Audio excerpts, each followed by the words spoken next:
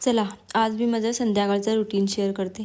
संध्याकाळची कामं करायला कितीही कंटाळा आला तरी काय, आपल्या लेडीजकडे ऑप्शन नसतो. ती आपल्यालाच करावी लागतात.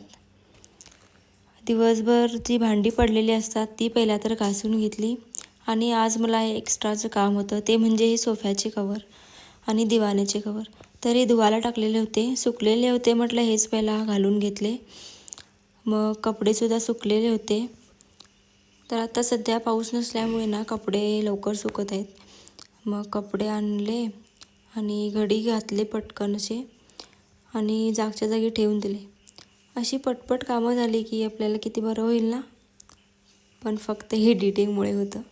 त्यानंतर पूर्ण घर झाडून घेतलं. तोपर्यंत दिवे लागण्याची वेळ झाली होती.